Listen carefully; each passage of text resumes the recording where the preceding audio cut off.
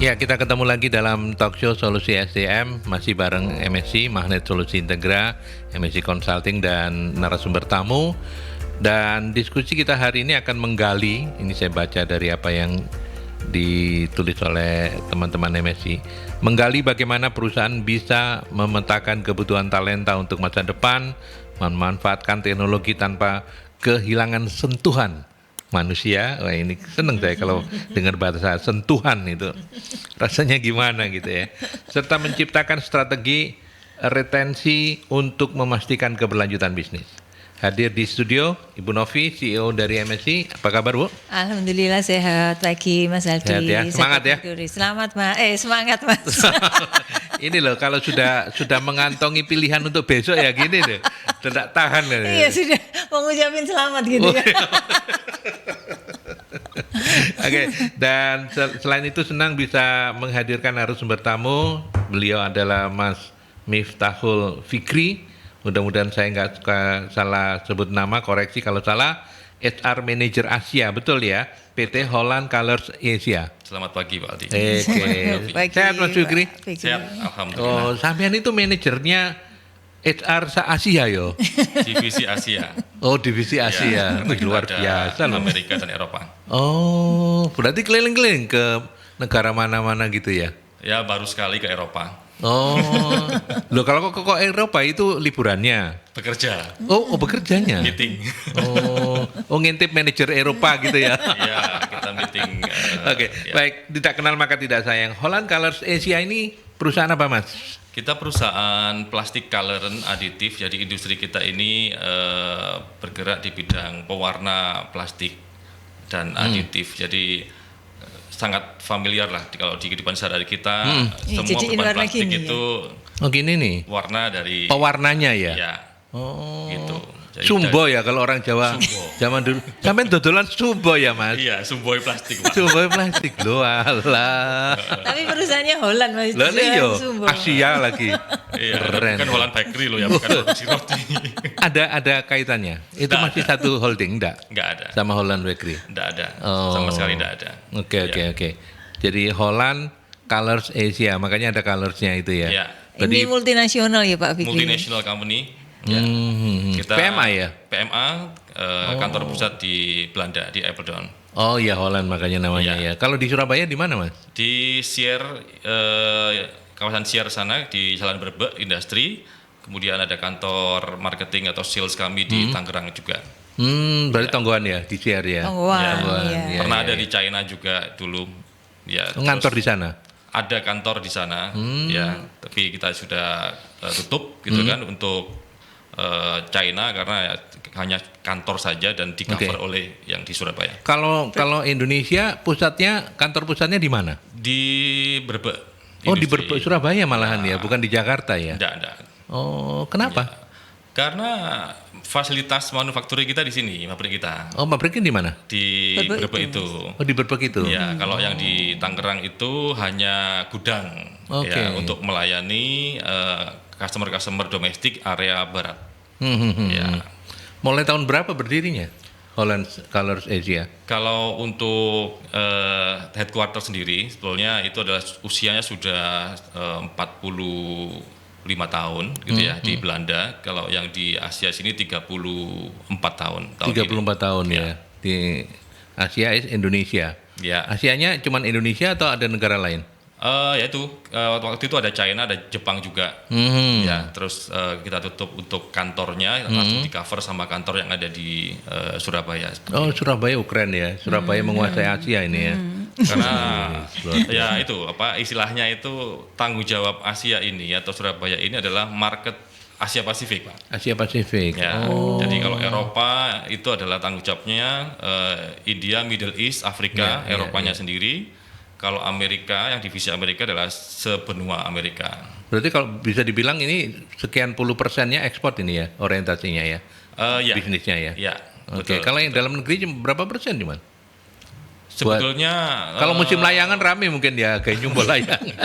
Plastik ini. Oh, secara iya ya Bu Nafi marah. Volume paling 50-50. Oh, cukup besar ya. Domestik sama ekspor 50-50. Hmm. Ya. Dan itu produknya memang untuk plastik ya, khusus untuk pewarna plastik ya Mas ya? Iya, pewarna plastik, aditif. Nah ini kalau botol aqua agak kelihatan biru-biru. Cheers, jangan ngomong aqua. Oh iya, cheers. Nggak, cheers teman kita soalnya. Nggak apa-apa. Agak kebiru-biruan ini ada aditifnya di sini. Ya, gitu ya. Jadi ada Dicampur biji plastiknya itu? Atau ketika pengolahan? ya biji plastik kemudian diberikan aditif gitu, bahan Oh. tambahan. Nah kita jual bahan tambahannya supaya juga ya. kalau kena panas masih tahan lama. Jadi anti UV itu salah satu produk-produk kita gitu. Berapa karyawannya? Karena kita di sini kan bukan produk yang kita jual berbasis Retail gitu ya, nggak volume ke besar customer, gitu ya. Iya, Karena iya. kita juga jualnya konsentrat Pak ya. Jadi volumenya kecil atau specialty, tapi dengan harga juga yang Tidak murah kompetitif gitu ya. Dolar mestinya. Ya.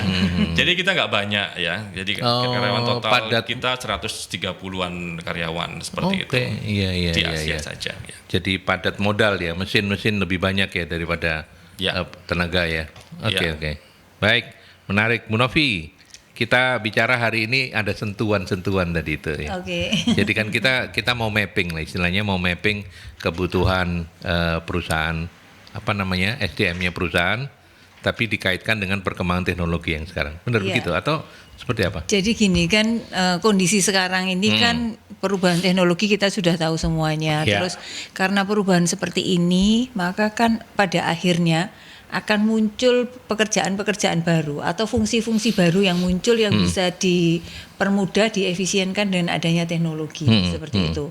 Dan karena itu maka kalau kita mengelola SDM yang ada di perusahaan, caranya sudah nggak bisa dengan cara yang lama lagi seperti itu karena tuntutannya beda, terus keahlian yang dibutuhkan beda sehingga kemampuan adaptasi, kualifikasi jabatan baru itu juga muncul gitu Mas Aldi.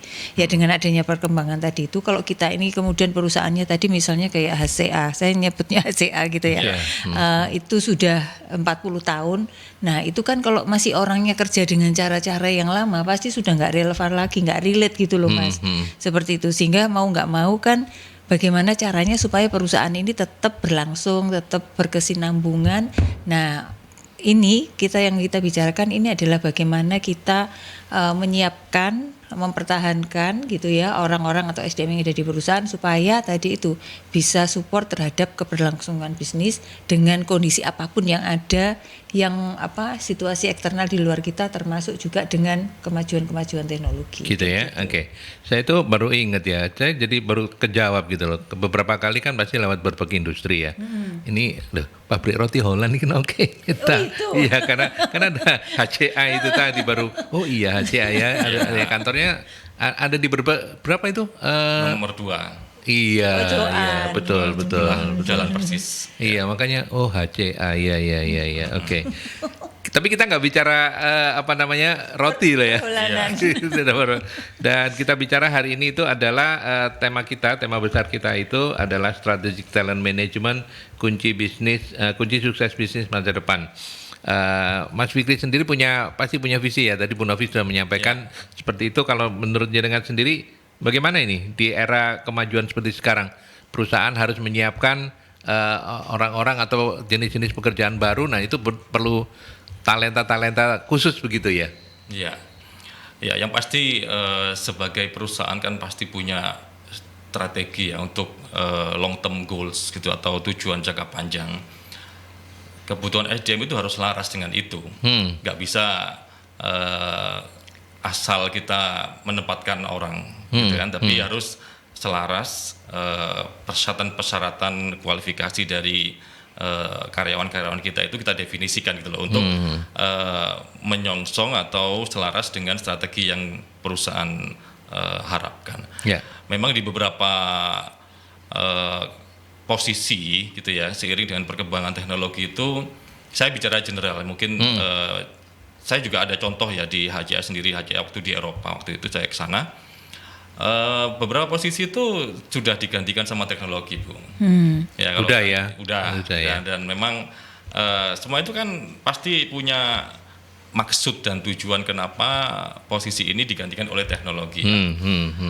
Ujung-ujungnya adalah kompleksitas yang ada di perusahaan, pekerjaan-pekerjaan yang repetitif, yang tidak membutuhkan sebuah sentuhan sosial atau kompleksitas analitis dan macam-macamnya itu sebenarnya bisa digantikan teknologi gitu ya. Tujuannya supaya satu memang efisien. Yang kedua adalah tidak menghilangkan esensi daripada aktivitas itu sendiri.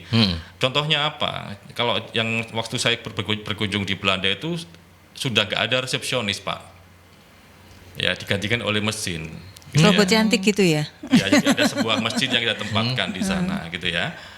Kemudian dengan mekanisme tertentu ya, misalnya kalau ada tamu gitu kan, ya mereka sudah koordinasi dulu, gitu kan. Ya, kemudian ada semacam kayak kartu tertentu gitu ya, untuk dia akhirnya bisa masuk ke area perusahaan itu karena sudah janji dan mendapatkan passcode gitu loh, Pak. Nah, seperti itu. Jadi tidak ada lagi resepsionis di sana.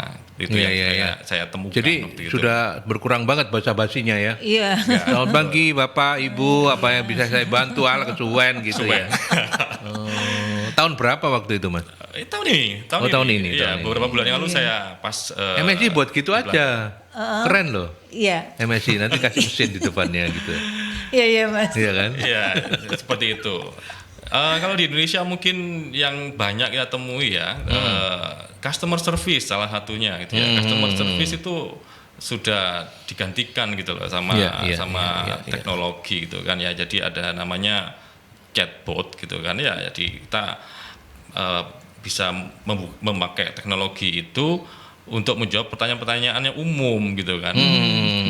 Apalagi ya kasir seperti itu. Sampai mungkin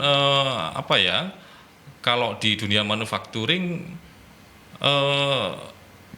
pekerjaan-pekerjaan administratif itu bisa digantikan dengan kita memiliki sistem yang terintegrasi.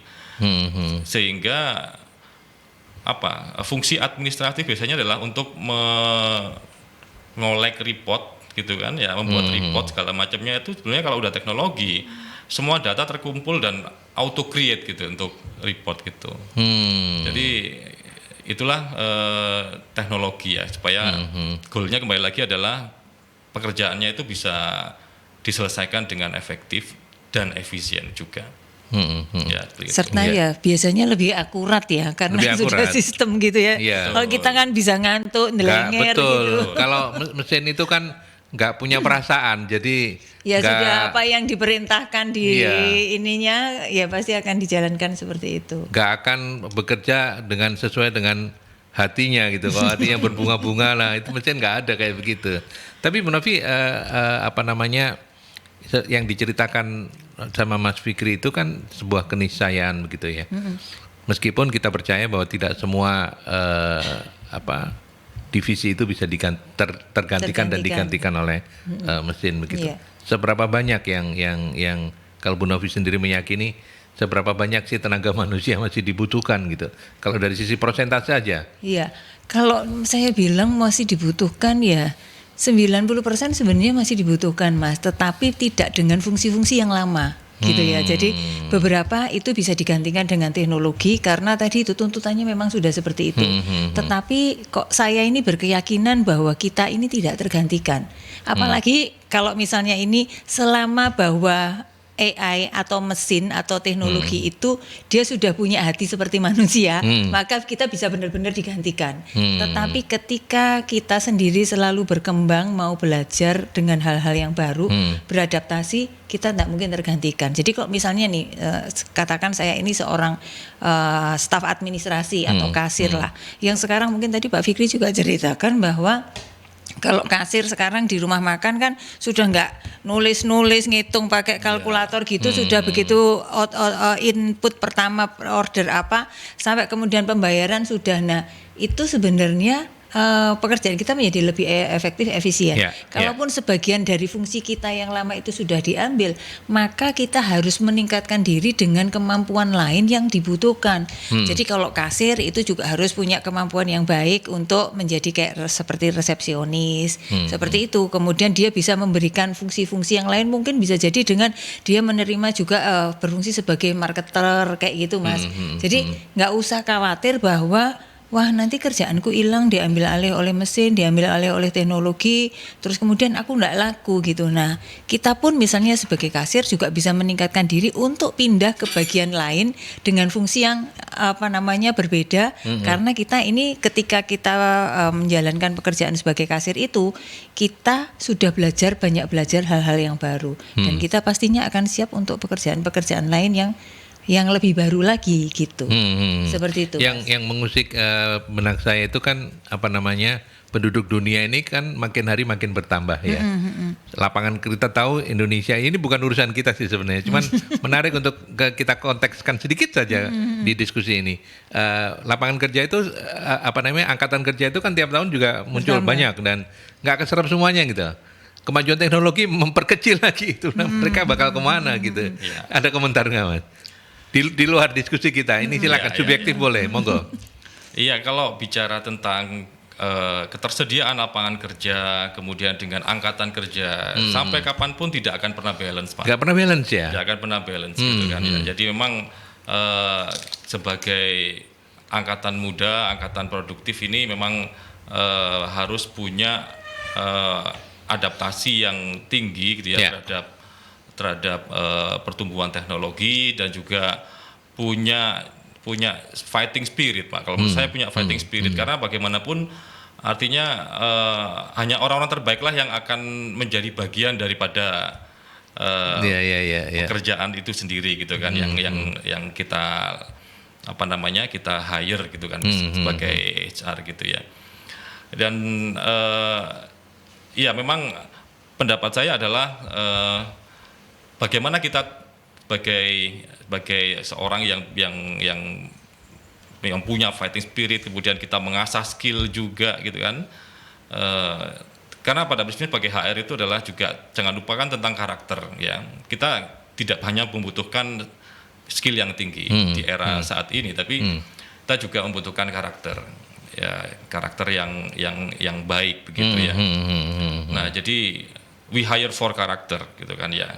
Jadi itu yang pertama yang saya tekankan ketika saya itu sebagai HR itu saya lihat dari sananya dulu, Pak, gitu kan ya. Jadi skill yang tinggi itu perlu, tapi juga jangan lupakan yang aspek karakter, attitude ya. Ya.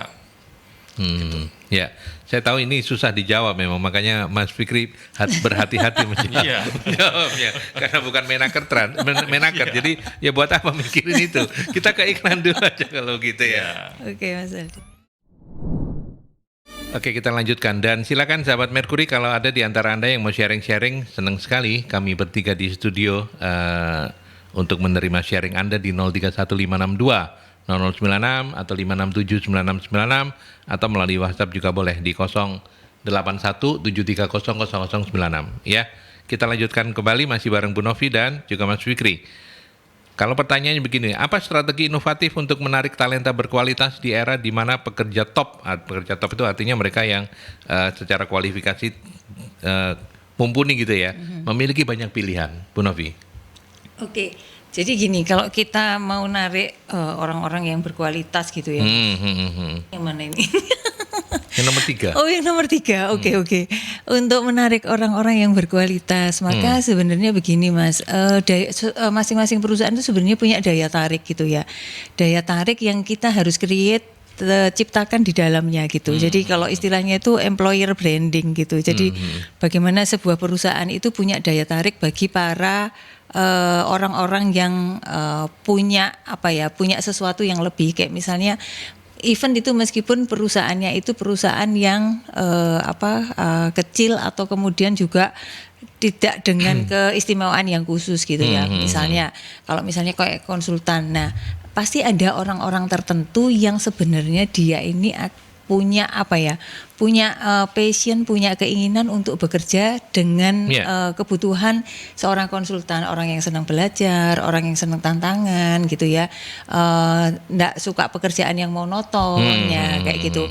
Nah, karena perusahaan konsultan itu butuhnya orang seperti itu, maka itu yang harus kita kita create di dalam perusahaan yang kemudian ini bisa jadi storytelling buat orang lain, dan itu yang kemudian membuat orang jadi punya daya tarik untuk orang-orang tertentu gitu. Jadi kalau kita mau cari orang-orang yang sesuai ya kita tampilkan sesuatu yang punya nilai keunikan dari apa yang ada di perusahaan kita, karena pasti ada orang-orang yang sesuai dengan kondisi-kondisi yang ada. Jadi tidak selalu tentang masalah kantor dengan gedung yang besar, kemudian dengan fasilitas-fasilitas atau dengan gaji yang menarik banget seperti itu. Tetapi ada tantangan-tantangan lain yang kemudian bisa kita tampilkan dan itu menjadi daya tarik kayak gitu.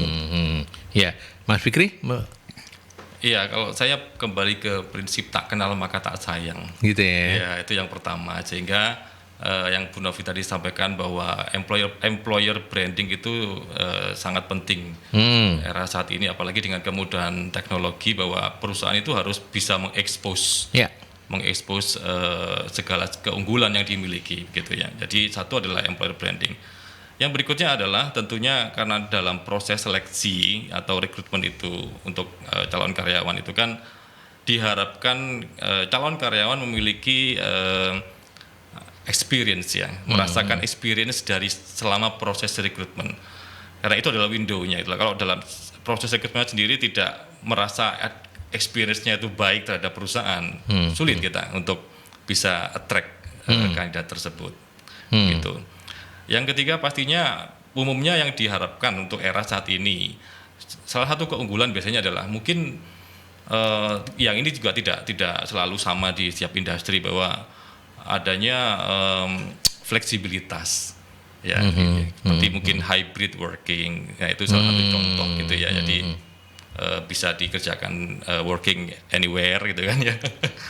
Ya, tapi juga perlu ada yang juga working from office gitu ya. Nah, hal-hal seperti itu mungkin menjadi daya tarik, selain hal inti yang juga mungkin seringkali diharapkan pastinya adalah kompensasi juga yang kompetitif gitu ya. Nah, aspek lain menurut saya adalah kesempatan berkembang dan jalur karir gitu ya. Jadi kita bisa menunjukkan bahwa Anda punya kesempatan berkembang di company kita dengan kita punya structure development yang jelas gitu ya, training yang jelas gitu kan, dan arah karir yang dituju, routingnya itu jelas gitu kan. Nah, itu adalah hal-hal yang penting juga, dan juga kita perlu mengekspos hal-hal yang menunjukkan sisi kebersamaan di dalam sebuah perusahaan itu sendiri gitu. Karena itu akan memberikan daya tarik kepada kandidat bahwa ini fun ya di sini environment-nya. Hal-hal semacam itu mungkin bisa dilakukan.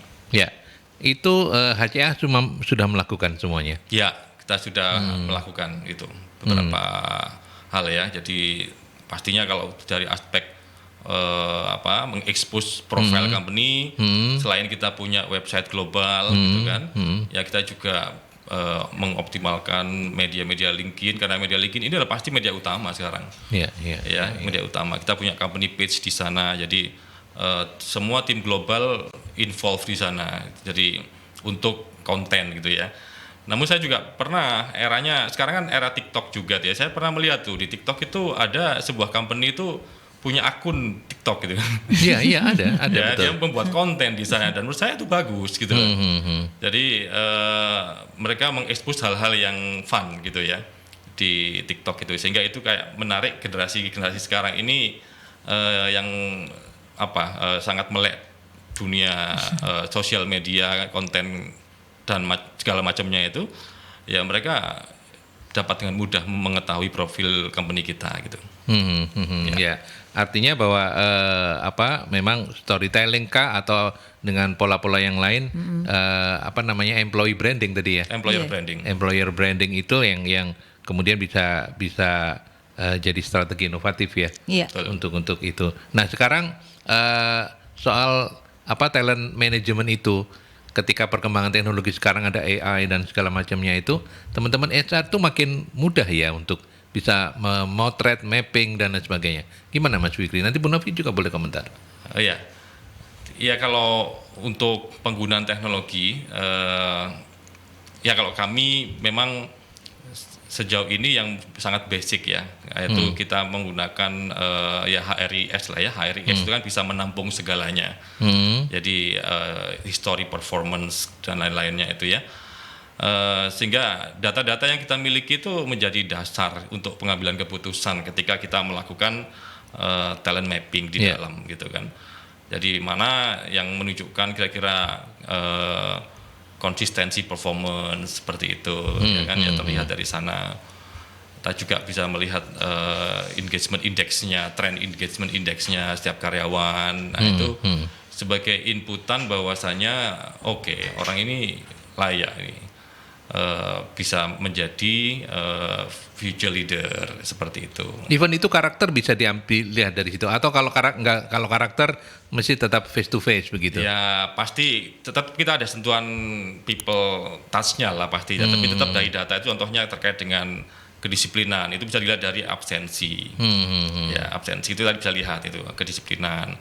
Lalu kemudian dari sisi pencapaian KPI gitu kan ya, trennya itu bagus, achieve terus nih gitu kan ya. Nah itu salah satu data empirik yang bisa kita gunakan untuk mengambil keputusan gitu loh.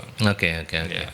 Bu Novi, dari pengalaman selama ini. Iya, kalau ini kebetulan kami bersahabat dengan HCA, bersahabat artinya HCA klien kami gitu Mas Aldi. Jadi kalau tadi Mas Aldi tanya tentang bagaimana mapping atau pemetaan, maka tadi itu kalau data-data yang empiris, data yang terkait langsung dengan karyawan, dengan kinerja, dengan kedisiplinan dan sebagainya itu didapatkannya dari perusahaan. Nah, kami support dari sisi yang lainnya, dari kita memetakan kompetensi mereka. Gitu. Jadi kita mengidentifikasi kebutuhan kompetensi jabatannya apa dan di level berapa, lalu kemudian kita melihat mengevaluasi kompetensi individunya itu berapa. Nah dari sanalah kemudian ketemu ini Mas, gap kompetensinya apa. Nah gap kompetensi inilah yang digunakan sebagai dasar pengembangan si karyawan yang bersangkutan untuk kesiapan mereka di berapa tahun yang akan datang. Apakah sudah ready now, itu kurang lebih dalam waktu 6 bulan 1 tahun mereka sudah siap, atau mereka harus disiapkan 1-2 tahun gitu. Jadi mungkin harus on the job di mana dulu, harus mutasi ke bagian lain, terus harus ikut pelatihan yang kayak gitu, harus ikut ada mentornya gitu, harus dimentorin. Nah itu 1-2 tahun, atau mungkin yang masih waktunya cukup panjang kayak gitu. Nah itu yang kemudian data ini yang digunakan untuk sebagai dasar tadi itu. Kalau HCA ini ada kebutuhan pengembangan dan ataupun kemudian penggunaan teknologi baru, nah orang-orang yang sudah lebih siap tadi ini yang kemudian mereka yang akan diberikan kepercayaan tentunya kayak gitu, dan dikombinasikan dengan data yang ada di perusahaan gitu, selain hasil mapping kompetensinya gitu. Oke. Baik. Saya berbagi waktu dengan Pak Abu Yamin di Sidoarjo. Pertanyaan yang mana nih? Bagaimana marketingnya yang bagus agar perusahaan biar cepat besar katanya. Saya sederhana banget Pak. Ya tapi mungkin ini yang kelihatannya sederhana tapi nggak semua perusahaan bisa gitu. Hire marketing. Iya. Ya kalau yang waduh dulu deh komentar. Gimana biar cepat besar katanya. Kalau tanaman itu kan dipupuk apa gitu ya. Kalau HCA sendiri seperti apa dulu, Mas? Iya, kalau ini kan pertanyaan yang sulit sebetulnya. Iya, mendasar sekali begitu ya. Mendasar sekali ya. Ya pastinya kita paham apa produk kita gitu. Kita harus bisa mengerti apa sih yang kita jual gitu kan ya. Lalu kalau dalam ilmu marketing ya, ini kebetulan agak menyimpang dikit. Iya. Ada positioning gitu kan ya, ada positioning macam-macam dan kawan-kawannya itu ya saya kurang begitu mengerti ya. Jadi posisi kita itu bagaimana gitu loh. Nah, kita harus juga tahu target pasar kita ya seperti itu ya. Jadi itu hal-hal seperti itu. Kemudian jangan lupakan bahwa ya kita harus punya visi, karena visi itu penting supaya menjadi direction kita itu ya, menjadi perusahaan apa yang terbesar Indonesia atau se-Jawa Timur atau se-apa. Nah, itu akan menggiring kita atau akan menarik kita gitu loh ya, untuk kita dengan tegas dan jelas kita jualan produk yang tujuannya jelas ingin menguasai market Jawa Timur misalkan ya. Nah, itu harus tegas di sana gitu ya. Bertahap seperti itu. Oke. Nah, kalau di HCA ada marketing tuh? Ada. Ada ya. Dan mereka berjualan. Ini lebih ke ini ya. B2B ya. B2B, betul. Kita B2B. Ya pastinya kembali lagi bahwa apa yang kita harus jelas ya. Kita menjadi visi kita ya, satunya adalah menjadi produsen plastik coloring dan aditif ya, yang terbesar. Gitu. Perusahaan seperti HCA itu kompetisinya banyak sekali. Oh, banyak sekali ya. Dan raksasa-raksasa juga. Oh. Dan semuanya mayoritas adalah global company. Global company. Amerika, Eropa, ya. Oke. Dan punya pabriknya juga di Surabaya. Indonesia ada. Di Indonesia ya. Oke. Jadi ya cara untuk mencari marketingnya ya. Menambahkan boleh Mas Aldi? Boleh. Iya, tadi kan Pak Fikri udah menjelaskan kan bagaimana kita paham positioning kita tahu apa target pasar kita.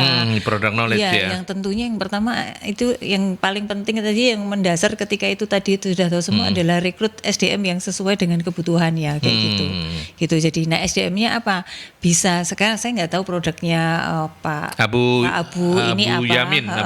Pak Abu Yamin ini apa? Tapi kalau misalnya memang produknya masih bisa atau sesuai bisa dijual dengan cara konvensional, ya cari orang marketing atau sales yang penjualannya konvensional.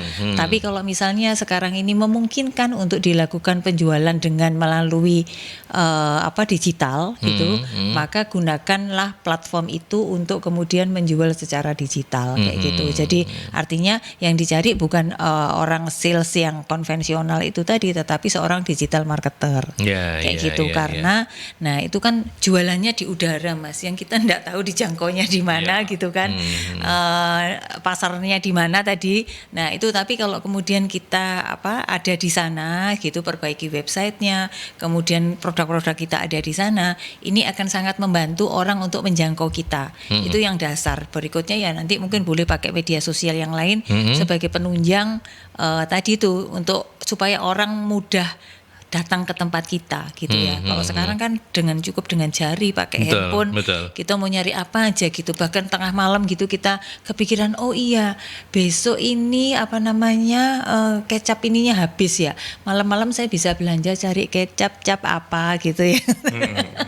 Nanti semua barangnya bisa datang sendiri. Betul. Nah kayak gitu. Monggo silakan. Saya hanya ingin ikuti sebuah statement yang saya ingat betul, yang musuh kita adalah kawan terbaik kita. Ya, jadi saya rasa saya juga ingin, mungkin artinya Pak Abu Yamin dengan bisnisnya itu bisa berkawan atau dekat dengan atau tahu kompetitornya gitu loh. Ya, pelajari dari sana gitu kan. Ya, pelajari kompetitor yang sudah besar. Kita pun juga demikian di HCA ini sendiri. Kita punya kompetitor dan pastinya kita ingin mempelajari apa yang sedang mereka lakukan. Ya, kalau bisa artinya satu step di atas mereka, sehingga kita bisa menang di pasar seperti itu. Nah, artinya kita juga tidak boleh menganggap musuh kita atau kompetitor kita sebagai betul-betul totally musuh gitu, tidak. Tapi ya kita anggap sebagai kawan, kita akan sebagai kawan, supaya kita betul-betul aware terhadap inovasi-inovasi yang dilakukan oleh para kompetitor. Iya, dan kita nggak malas-malasan untuk mengikuti, untuk ngintip lapor sebelah gitu ya. Betul.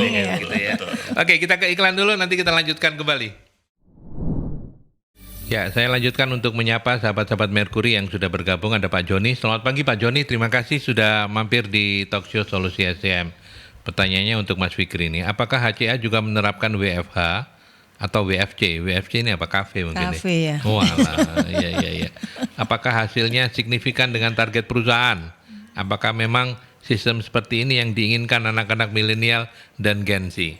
Kalau di HCA sendiri, milenial Gen Z-nya udah banyak banget ya, Mas?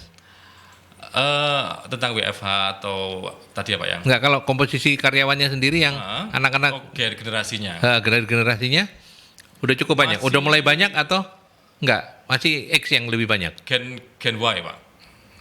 Gen Y. Milenial. Milenial. Ya, milenial. Ya, Gen X itu yang teman-teman lama. Ya, yang senior. Kalau apa namanya? Gen Z-nya masih Gen Z-nya sedikit. Gen masih Z-nya sedikit. Sedikit Yang ya. di bawah 30 tahun masih sedikit. Iya. Iya.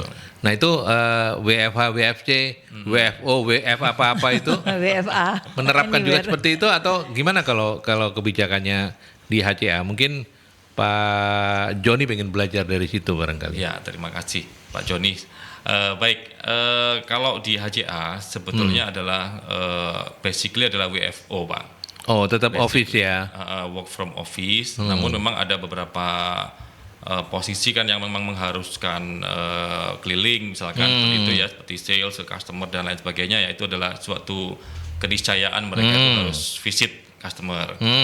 Namun untuk posisi-posisi yang lain selain yang berurusan dengan aktivitas pabrik itu kita di office. Namun ada kalanya karena kita ini adalah PMA yang juga dalam naungan global gitu kan. Jadi kita ini ada perbedaan waktu, Pak. Ya, ada perbedaan waktu 5 jam sampai 6 jam gitu ya dengan Eropa. Maka kadang-kala kita ini kalau ada jadwal meeting di waktunya Eropa sana siang hari, otomatis kita Sini kan udah malam waktunya hari. pulang. Ya, bentuk flexibility yang kita berikan adalah teman-teman boleh pulang lebih awal. Ya, jadi Persiapan untuk meeting nanti malam gitu. ya, jadi tetap artinya alokasi jam kerja Jam dalam kerjanya satu itu harinya sama. tetap sama begitu.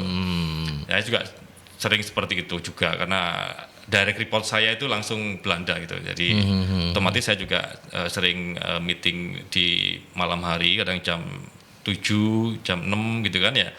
Saya pulang lebih awal dan itu memang flexibility yang kita berikan ke karyawan. Oke. Kalau soal kecenderungan nanti kita akan bicara juga anak-anak Gen Z lagi-lagi Gen Z. Apakah memang anak-anak milenial Gen Z itu senangnya nggak terikat kayak begitu ya Bu Novi? Ya apa ya, banyak hal yang membuat mereka itu apa ya, melakukan pekerjaan dengan lebih mudah gitu, dan kemajuan teknologi itu memungkinkan itu gitu Mas, sehingga kemudian ya itu menjadi pilihan buat mereka kayak gitu. Ya. Kayak gitu. Meskipun Jadi, untuk apa namanya jenis-jenis pekerjaan tertentu nggak bisa ya. ya, jadi kan itu memang juga harus untuk jenis pekerjaan yang memungkinkan. Terus kemudian juga kan nggak dicul gitu aja. Dicul tuh maksudnya itu ya wis apa namanya, kayak tadi misalnya mau meeting gitu, ya udah boleh pulang lebih cepat. Nah, lebih cepatnya berapa lama? Terus aturannya juga nanti minutes meetingnya gitu kan harus ada. Jadi sebagai pertanggungjawaban bahwa kalau kita tadi itu diberikan fleksibilitas, nah itu tetap ada yang dipertanggungjawabkan sebagai bagian dari pekerjaan kayak gitu. Jadi monitoring atas apa yang dilakukan di luar kantor, nah itu tetap harus ada juga gitu. Artinya nggak bisa kemudian cul-culan gitu.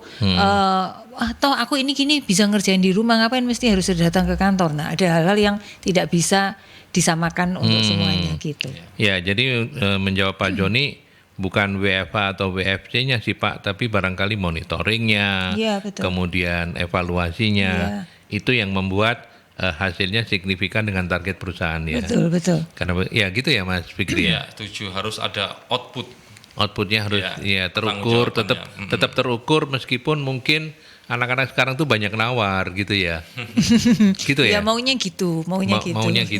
Maunya gitu. Nggak kayak zaman kita dulu gitu ya. Ya, dan mereka ini kan lebih ini toh Pak Mas Aldi, kalau kita ini kan mungkin lebih formal ya, pakai bajunya apa gitu. Kalau mereka casual gitu kan, maunya apa mungkin karena Covid kemarin juga maunya rebahan, kalau bisa nyantai kayak gitu kan. Nah kan tidak semua kondisi kerja bisa memungkinkan seperti itu gitu. Ya, even itu HCA pun juga tidak sepenuhnya los-losan ya.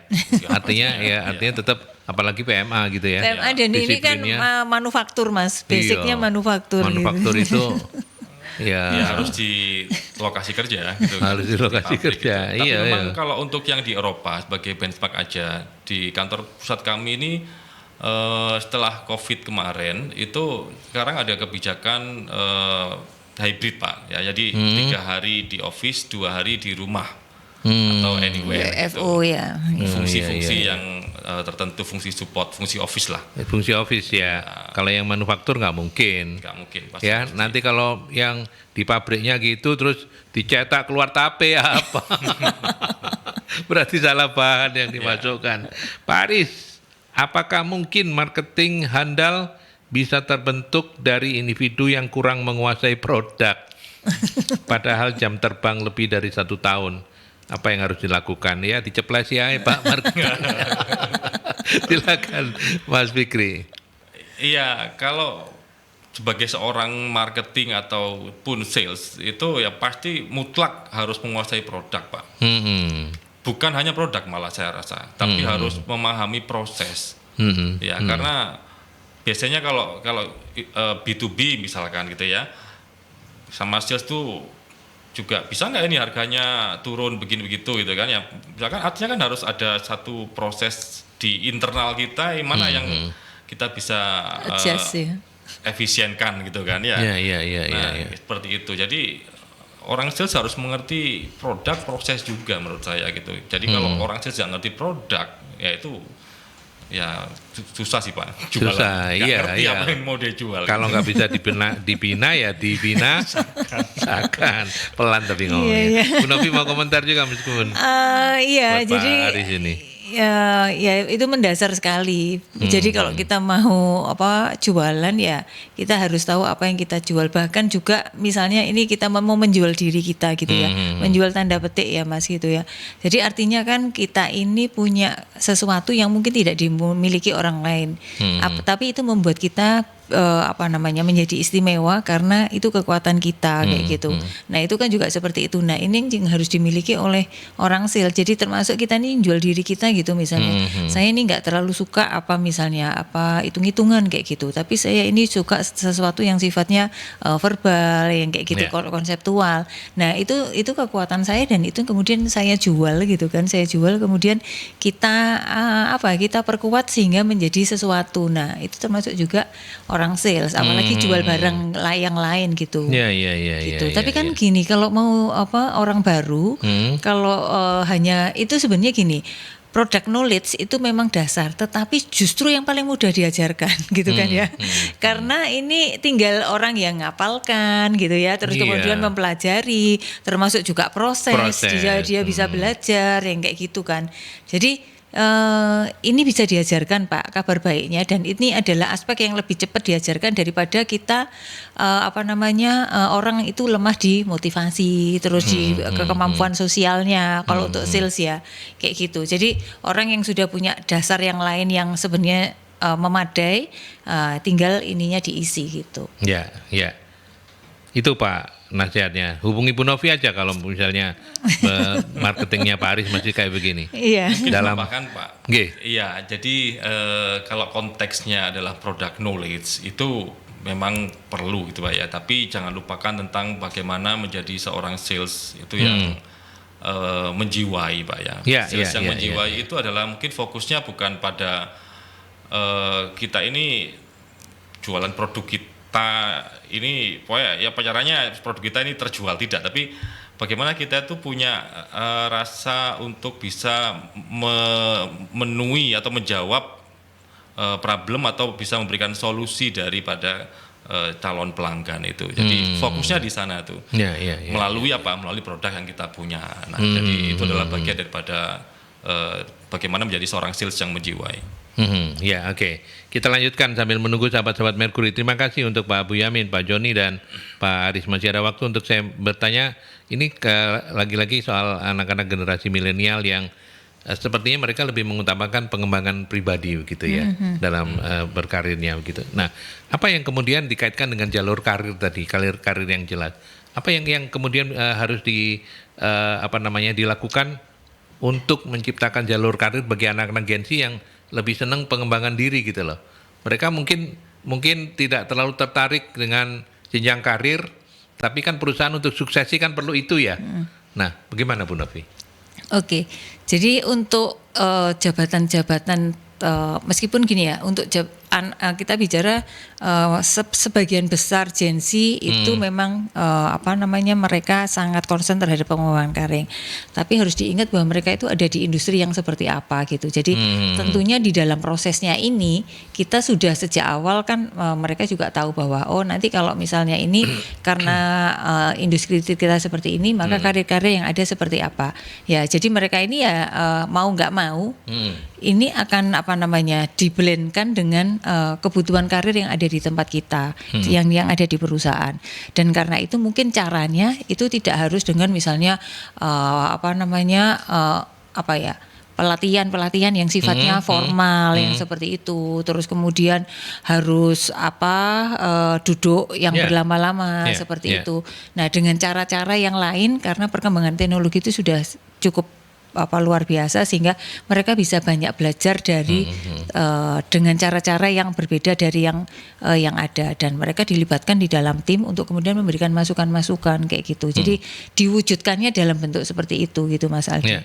Gitu. Jadi nggak harus kemudian juga nunggu orang-orang yang yang senior untuk kemudian nyekoi mereka atau memberi pelajaran ke mereka, tetapi itu tadi mereka didorong atau di-encourage untuk kemudian mereka bisa mengembangkan diri. Semalam itu saya dengan BPKP Semarang gitu. Jadi itu adalah Badan Kepegawaian BKPP, Pendidikan dan Pelatihan. Itu tempat pengelola pelatihannya ASN yang di Kota Semarang gitu. Ketika diskusi kota. Oh, Pemkot Semarang. Semarang. Nah, itu ketika diskusi itu justru teman-teman yang muda itu cara solusinya itu out of the box gitu loh Mas. Tidak sama dengan yang seniornya kayak gitu. Jadi cara mereka berpikir terus melihat peluang kemungkinan misalnya kerjasama gitu kan, tadi malam ada case-case seperti itu. Nah, mereka itu bisa memberikan solusi-solusi yang sebenarnya itu memungkinkan, tetapi yang tadi itu yang senior itu yang di atas yang sebelumnya itu nggak sampai di sana kayak gitu Mas. Iya, oke. Gitu. Sekarang kita belajar dari teman-teman di HCA, Mas Fikri. Kalau soal jalur karir, terutama untuk mengikat lah ya dalam tanda petik anak-anak Gen Z ini supaya bertahan di perusahaan kita, mereka yang oke, tapi kan tidak semudah itu. Hanya menunjukkan, ini loh kalau kamu sukses nanti akan jadi ini. Gimana kalau di HCA, Mas Fikri? Iya, yang pertama pastinya dengan karakter seorang Gen Z yang ingin selalu dilibatkan, maka kita harus berikan ruang dulu, Pak. Oke. Ya, kita berikan ruang untuk mereka terlibat dalam tugas-tugas besar gitu kan, misalkan ya. Jadi itu adalah salah satu cara yang pertama juga untuk dia merasa bahwa saya didengar gitu loh. Eksistensi saya di organisasi diperhitungkan. Itu dulu kita harus membuat mereka merasa eksistensinya itu diperhitungkan. Yang kedua, berkaitan dengan karir, pastinya umumnya karir itu kan berjenjang gitu ya, dari staff supervisor, manager itu struktural. Namun kita juga bisa membuat jalur karir spesialis sebetulnya. Jalur karir spesialis yang lebih mengedepankan aspek keahlian teknikal. Seperti misalkan di bidang-bidang research and development seperti itu ya. Jadi kita ada beberapa posisi spesialis. Jadi dia tidak punya tim anak buah, tapi bukan berarti dia tuh stuck di sana itu, tapi kita tingkatkan secara teknikal kompetensinya gitu kan, kita berikan ruang dia untuk studi di lintas divisi, misalkan kita kirim ke Eropa, kita kirim ke Amerika untuk studi di sana, sehingga itu juga effort kita dalam rangka selaras dengan kita punya strategi gitu loh. Misalkan 3 tahun kita mau produksi UV blocker misalkan, nah, dari sana kita kirim kemana gitu kan untuk studi itu gitu loh. Nah, itu hal-hal yang bisa kita lakukan. Selain struktural yang memang ada, juga spesialis itu juga kita juga buka gitu mereka gitu. Artinya dengan contoh-contoh konkret lah ya, nggak bisa hanya sekedar bercerita ke mereka, karena anak-anak Gen Z itu anak-anak yang senang dengan fakta-fakta begitu ya. Iya. Ya, Gitu. karena informasi itu mudah didapatkan Iya. dari mereka, sehingga mereka Menjadi jadi skeptis banyak gitu tahu ya. informasi ya. Jadi gampang skeptis gitu Iya, ya iya, untuk iya. hal-hal apapun gitu. Tapi memang fakta di lapangan juga kadang-kadang ya ada Gen Z memang dia itu ingin cepat memperoleh sesuatu gitu ya. Dalam tanda kutip ya. Ya artinya gini, kadang juga dia harus kita memberikan suatu wejangan bagi yang senior ini ya. Jadi bahwa semua perlu proses gitu kan ya, dan hal yang tidak boleh tinggalkan oleh Gen Z adalah bahwa keunggulan dia untuk mengakses informasi. Ya, keunggulan dia mengakses informasi yang begitu cepat itu kalau dihubungkan dengan teknologi ya Pak. Ya ada Chat GPT itu sekarang itu Ya, bisa menjawab ya. semua Bu. Betul. Ya, kita tanya apa gitu ya, kita ketik apa gitu ya, dia langsung bisa Ya. menjelaskan runut sistematis sehingga punya inspirasi di sana, sehingga kita bisa arahkan teman-teman Gen Z untuk juga bisa melek ke sana gitu loh. Ya, jadi itu poin saya. Ya. Oke. Sekarang kita bicara sesuatu yang lebih mendasar, dan karena waktu ya kan nggak terasa ya, waktu kita sudah hampir habis. Tapi anggap ini pertanyaan terakhir soal ketidakpastian. Kita kan katanya sekarang masih dalam era ketidakpastian gitu ya. Geopolitik globalnya masih kayak begitu, ekonominya juga kayak begitu. Nah, bagaimana kemudian talent management ini kan tetap perlu distrategikan. Dalam situasi ketidakpastian, menstrategikan untuk suksesi itu kan kadang-kadang mikir juga ya. Ya. Ini bisnis ini masih akan berjalan kan? Padahal kita butuh ini. Nah, gimana Mas Fikri menjawab ini? Iya, yang pasti saya rasa setiap perusahaan tuh punya long term goal ya Pak. Sekali lagi long term goal dan strategi untuk 3 sampai dengan 5 tahun ke depan. Meskipun eranya adalah ketidakpastian, pastinya ketidakpastian ekonomi, pelambatan ekonomi maupun politik dan lain sebagainya. Yang pasti kita tetap perlu merumuskan strategi talent management 3 sampai 5 tahun ke depan. Tetap harus Tetap ya. Pak. Jadi kita perlu profil orang-orang yang seperti apa, yang selaras dengan goalnya perusahaan. Lalu kita juga perlu di sana mendefinisikan kompetensi unik atau kompetensi baru apa yang akan kita kuasai. Nah, dari situlah kita bergeraknya. Nah, hubungannya dengan suksesi pastinya kan orang yang kita anggap sebagai calon suksesor itu adalah orang-orang yang qualified pastinya ya. Qualified tidak hanya dalam soal kompetensi teknis, sekali lagi bahwa karakter itu adalah hal yang penting Pak. Kalau karakter itu adalah hal yang paling penting.